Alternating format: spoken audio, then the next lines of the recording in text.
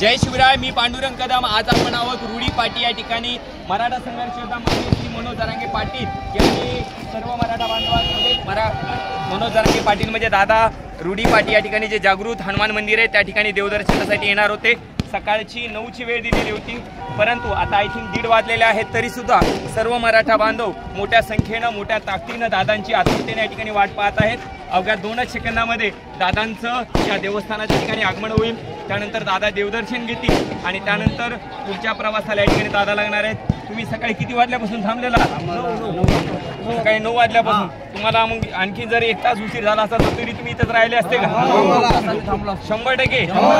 बरं, आता दादाने आपल्याला निरोप दिलेला आहे की बाबा आपण निवडून कोणाला आणू शकत नाहीत, आपला पाठिंबा कोणाला नाही, परंतु आपल्याला या ठिकाणी बरोबर ज्याला पाडायचं त्याला पाडायचं. आणि या मतदारसंघामध्ये तुम्ही ठरलं का कोणाला पाडायचं? तर टकुऱ्यात फिटे ज्यांनी आपल्याला आरक्षणाला विरोध केलाय त्याला पाडायचं.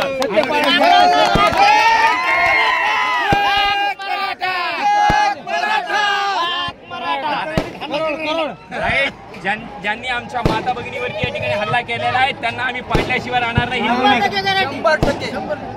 तुम्ही पाहिलं असेल ही आर्त आहे, हे अंतकरणामध्ये असणारं दुःख आहे आणि ते दुःख येणाऱ्या लोकसभेच्या इलेक्शनला 26 तारखेला तुम्ही दाखवणार आहेत किंवा नाही?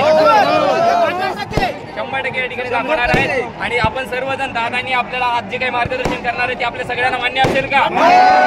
दादा जे काही मार्गदर्शन करतील, दादा जो काही निर्णय देतील तो आजचा निर्णय या ठिकाणी आम्हाला मान्य असेल. आणि आम्ही सर्व मराठा बांधव पूर्ण ताकदीनं दादांच्या पाठीमागे या ठिकाणी मागेही होतो, आजही आहेत आणि भविष्यात सुद्धा या ठिकाणी धन्यवाद.